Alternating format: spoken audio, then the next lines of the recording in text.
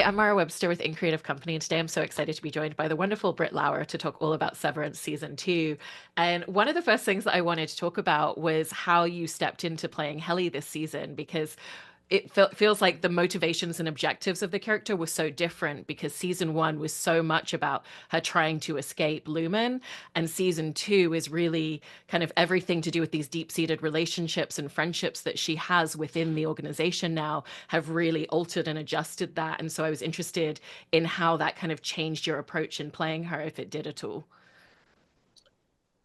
First of all, thanks for having me. There's so many layers to this question, because there's, for we're airing this after, so this is not a spoiler, but any Heli R is not in the season until at the end of episode four, the very end, and then episode five, we see her in the elevator asking a child, who the fuck are you? And I think it's becomes I was just like cheering when I was reading the script too, because I was like, oh, there she is. She's um cursing in front of a child. So there's a different approach to Heliar as in any starting episode five in her trajectory as Helena masquerading as Heliar from episode one to four. Um, So, oh my gosh. I mean, Helena is experiencing the connections that Helly R earned. So she's stepping into that perspective and getting to see how it feels to be Helly R, how people look at her, how this chosen family behaves together, and she's doing her best to blend in. And part of my job was to blend in as much as I could and to really honor the incredible writing, which did hold Helena back more than Heliar. Like in season one, Heliar is very direct. She moves forward. She doesn't hesitate. And Helena was much more kind of waiting for the other people around her to make the first move. She was kind of observing. And so I think in that way, the writing and the blocking and the actions that were on the page assisted in like making that uncanny version of Heliar that for a lot of people they were like, that's something's off there. She's not moving the way I remember her moving. And so yeah, it was kind of exciting to come back in episode five and just to be like, even I felt kind of like relieved to be back in the shapes that Heliar takes and the way that she reacts to the world around her. It's very direct. I also think to your point that you were just making about in terms of being Helena as Helly, that your job was to absorb into that. And I know that you were very specific in thinking about those details. What were the mannerisms going to look like? What was going to feel familiar to her? What was going to take her outside of her comfort zone? Because it's done in such a delicate way that once you watch it back, you can see all these little tiny things. And I know that there were things that people were picking up on, but nobody was completely certain. And so you kind of trod that line really, really beautifully. And I just wanted to ask about some of the conversations or some of the process that went into figuring out where that line sat for you. Yeah, we had a lot of conversations, the directors and I and I'm certain there were many more in the edit of what to keep and what to hold back on. Just in particular, the um, I had this idea to click the computer on a little, like to just take a little bit more time finding the on button. And we filmed it both ways, one where it was right on and one where it took a little bit more time. And I remember we had a lot of conversations about whether that was too much of a show, and people picked up on it right away. So we were impressed with our detective fans. But we talked about that moment a lot in terms of just like would Helena have interacted with this computer before? And yeah, there were varying levels of her blending in or not. But I think for the most part, we tried to do a pretty good job of her blending in so that everyone is kind of on the same journey that the innies are on. They're kind of distracted by everything else that's blown up in their own world. Mark has just obviously found out that his Audie's wife is Miss Casey, and and Dylan has just found out about his a little bit more information about his family, and so I think they are a little bit more distracted than Irving, who's kind of emotionally like split open from finding out the information he found out on the outside. I think he's just a little bit more available to noticing what's off about Helly than the other two. Right, because you can see that moment where she clicks like, oh, he's on to me when he's questioning her even more about the night gardener. And I wanted to ask you about filming the sequence where he's dunking Helena in the water and kind of getting her to admit that she is Helena and not Helly, because it's so fantastically done, and it's also just that switch that happens underwater in your performance where she goes from one to the other. I was just like really curious about some of the intricacies that went into that, because you're doubling stunt work with also the delicacy of when is the switch going to happen and what's it going to look like also underwater. Right. Yeah, there were a lot of elements, and a lot of elements on the day on the location that were dangerous. There was freezing cold water and icy rocks, and just it was it was a bit treacherous down by that waterfall. So I felt so lucky that I got to work with John on that scene. He's just like a true hero of mine and a role model, and his care with how we choreographed that with the stunt coordinator and just his integrity. We made it like kind of a dance to figure out how we could be really safe, so that we could go where we needed to go emotionally with that scene. And um yeah, it was broken up into two parts. So I did put my head into that water, actually. I felt it was kind of important to physiologically go through the shock of the cold. But the actual Zolly shot where the transition happens, we that was done in a tank because the camera had to be underneath me. So that was a whole rig that was much warmer water. But for all of the kind of close-ups of my head going in and coming out, I was really assisted by the actual temperature and what that just like the shock of that, your head being in the water. And again, I felt really safe with John, and with the whole safety team, like really put a lot of effort into making sure it was not actually dangerous, even though we were doing something pretty intense. And following all of those events, there's a lot that comes up for Helly in terms of feeling like she doesn't have autonomy over her body. It's the idea of my outie came in and slept with the guy that I really like, and she's also the person that dresses me every day. I don't even get to choose the clothes that I put on. And I was interested in kind of your views on the way that that really starts to affect her, because I think we see the emotion come to the surface a lot more in that regard. Mhm.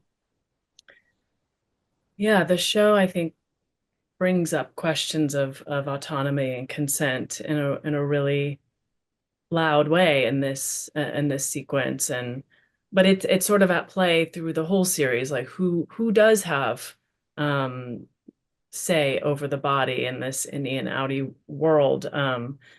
And Helly feels rightfully pretty enraged and betrayed um and confused. I mean, it's just a very confusing thing to have happened. Um, and yeah, Uta, who directed episode 6, we worked really closely to talk about what was happening for Helly as she spends some time in the hallway by herself, and um, the the emotional state that she's going through to get to her next action, which I think is aligned with Helly. She kind of moves through something and then she makes a decision and doesn't hesitate to reclaim, what she feels like is is her, like she wants to reclaim her experience. Yeah, exactly. And it's even interesting watching the scene where she's like, I want to have the experience that Helena had with Mark. I deserve to have that as well. And you kind of played those two versions very differently. And it's interesting because they kind of both have a naivety in different ways because, Helena feels like a very isolated character who hasn't really had that sort of romantic, intimate connection. And for Helly, as you said, it's kind of reclaiming things, but again, it's also her Innie also has never had this experience before.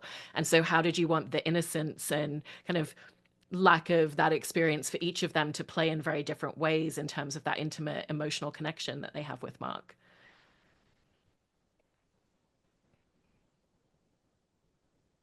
Yeah, I mean, for any Mark and any Helly, these are their first times experiencing something intimate like this. Probably not Helena's first time. I would think, but maybe her first time with someone so connected again with a connection that Helly R earned with Mark, not really Helena. So she's sort of um, the questions of the ethics of that scene are really like at play here. But at the end of the day, these are two parts of the same person who are really starved for affection. Um, and yeah, I think for Helly R, as an innie, um, there's not much that rattles her, except for maybe the like charge that she feels with Mark. I think that kind of puts her in a more vulnerable space than she's ever been before. It's kind of like the most courageous act for her is actually opening up because she's from the beginning of season one, like so strong-willed, so determined to get, to get out at all costs, to fight for all of their sort of identity and understanding of themselves as innies. But when it comes to like opening up to another person with Mark, like that's the scariest thing she could possibly do. Yeah. And with Outie Helena, I wanted to talk a little bit about the scene in the diner where she goes up to Outie Mark because she obviously knows that she knows things about him and he knows absolutely nothing about her. And how did you want to go into that scene with the idea of like, yes, this is a different version of him, but she also understands and knows certain things. She knows how to make him laugh, and what you wanted that to look like with Adam.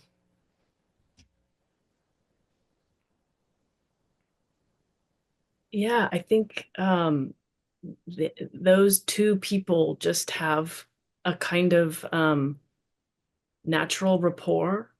We've kind of just seen them interact in three of the different combinations so far. Not Audi Mark has not met any Helly yet, but in all the other iterations, they have a tete-a-tete. They have a banter that comes quite natural, um, and so we kind of just played that scene with a lot of curiosity and listening, and they're both sussing each other out quite delicately there. And I think what Helena has experienced as Helly R, the innie, in a kind of natural reintegration. She's gotten to experience what it's like to be her innie. She's now kind of testing out what that feels like in the outside world and maybe seeing if there is something that bleeds through with him or just seeing how it might be different with this other version of Mark. And it's a really interesting scene. It is, especially because, there's kind of like this connective flirtation, and then there's a moment where it kind of starts to really change when she starts talking about the things that she does know about him. And, even when she's joking, saying, "Oh, you should meet my dad sometimes," it's like there's an undercurrent to that as well. And how did you kind of feel the energy suddenly really change when you were playing that scene alongside Adam with the fact that it suddenly ends in a very different place than where it started? Yeah, I think it was one of those things where we just listened to each other and played off of the the structure of the scene assists that turn. But I also think there's a lot that's unwritten there that they're both, again, like sussing out in the moment, like what is happening. It's very there's a lot of layers and um like subtextual questions that are underneath what they're actually saying, which has to be for Helena like very coded on the surface. But yeah, it's that was a really interesting scene to work on. Yeah. I think to your point as well about the amount of subtext in a scene like that, that's so frequently the case with the show and the writing. And I was curious about your process for kind of like really just tracking all of the different spaces of where Helly is, where Helena is. Because like you said, you've got these different versions. You know, is it the innie? Is it the outie? Is it the outie playing the innie? And you have to constantly be really conscious about what do they know and what are their experiences, because it always informs how you're going into scenes. And so I was just interested in how you approach that on this show.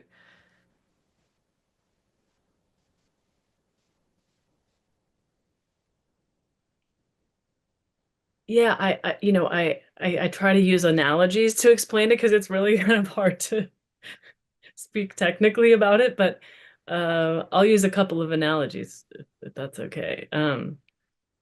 They sound like different music in my head.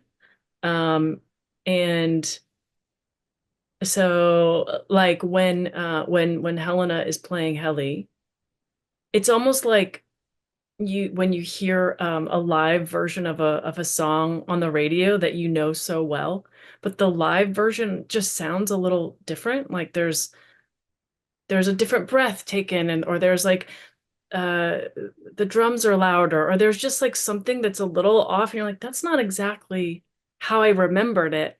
But it's the same song, it's the same rhythms. That's what Helena playing Helly felt like to me. Um, and then modulating, different intensities, like with Adobe Photoshop, you have the same source material, but you can use the saturation dials to kind of like up the intensity or reduce the shadows, or like it felt like something like that. Like it's the same person, but you're shifting um parts of them, and it's really like the inner critic and the inner child are kind of how I split them up. Like these are the inner child. Heliar is maybe who Helena could have become had she not been um, conditioned in this high control group and raised by that very strange father of hers. Maybe Helly R would have been who she became if she had if she had a different upbringing. I love those Really analogies. roundabout way of answering your No, question. it describes it absolutely perfectly, though. I love it. I also wanted to talk a little bit about Helena's relationship with Milchick, because those scenes are so fascinating, again, to watch that undercurrent and that subtext, because essentially she's posing as his subordinate, but ultimately is his boss. And so that creates a lot of really interesting nuances between you and Trammell. And so I just wanted to ask about what went into those sorts of scenes together and that relationship dynamic. I just love working with Trammell. He's just got he has talk about layers, just so much depth to his performance as Milchick, and um, his poise, and um, there's just always there's just so much gravity, and yet he's kind of the most charming person in the room at the same time. And I think, yeah, again, there's like, especially at the Ortbo, he's he's like, what is she doing? Like, why is she going so hard at this rebel character, especially at the fire scene? And it's like you see like the camp counselor who's just like can't get the kids to behave, and he's cracking, and I think it's the first time that Helena's gotten to act out like that, and probably since she was a kid, to get to laugh at these texts that she's kind of maybe always wanted to laugh at. And here's her chance. And it's like a little awkward. Like she's not great at being a rebel. Like she's trying. And then Milchick is just so upset. Like she's ruining everything, all of his plans.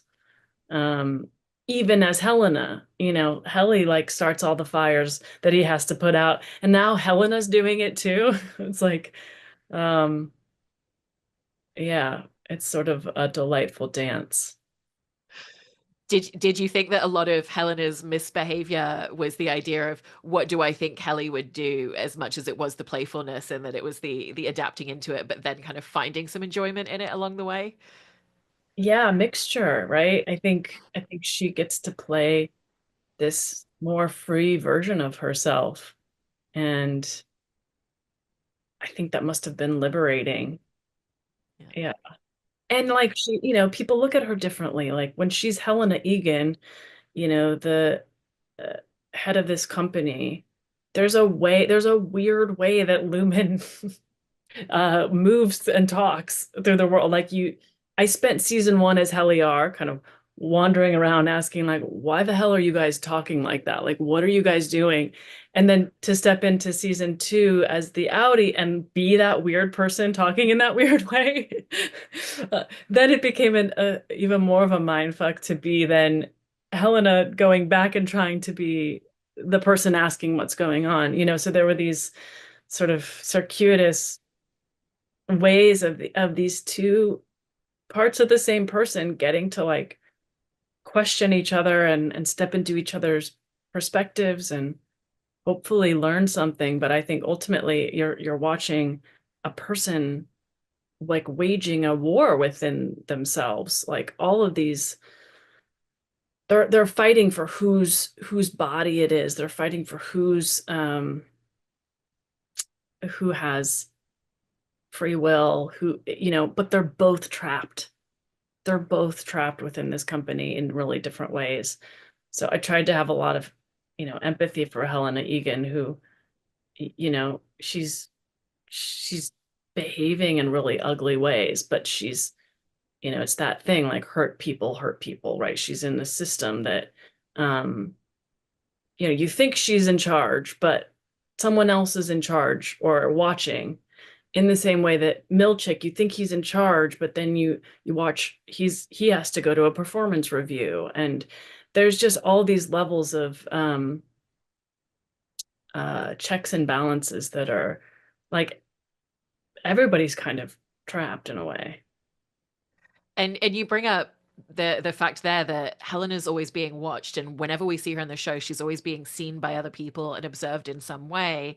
So it kind of felt like when we were watching her, watching the video footage of her and Mark, that was one of the few times that we've seen her completely unobserved. And were there any kind of differences or details that you found that you wanted to be just that little bit different under the guise of this is her in her own space by herself right now for the first time in the show?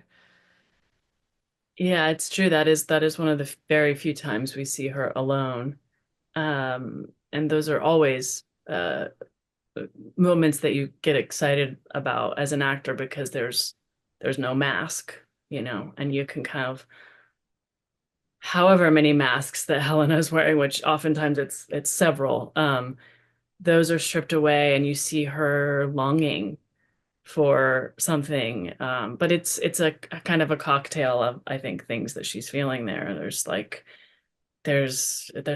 it's like a strange, she's been raised to believe that the innies are subhuman, and here she is having this intimate moment with another innie. Her innie's having an intimate moment with another, and it's like, oh, that's her body again. Like that's her body that experienced that.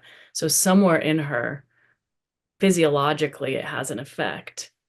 And again, like someone who's really starved for connection, of course, that would rattle them. Absolutely. You also have some really great scenes between Helena and Cobell, and I love the dance of kind of negotiation and kind of who feels like they have the upper hand, and the way that you and Patricia played that, especially because it feels like Helena kind of takes the tactic of I'm not afraid to leave an awkward silence to kind of try to have you fill it. And was interested in how you and Patricia went into those sequences where Cobell's trying to negotiate her return, but under her terms. And for Helena, it's like, you can say all you want, but I'm still in charge of you and I'm still the boss. Yeah, that's that fun thing that, only a show like Severance like gives you the ability to completely role reverse and get to all of a sudden be the one who is seemingly in charge, and getting to work with Patricia is such a gift.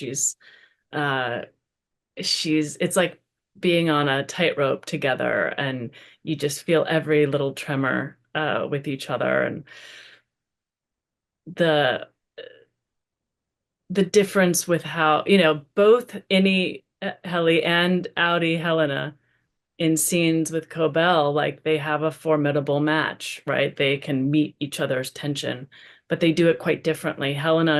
Or Helly is very forward driven, just like barging into an office, and Helena kind of allows her to come, she kind of like waits.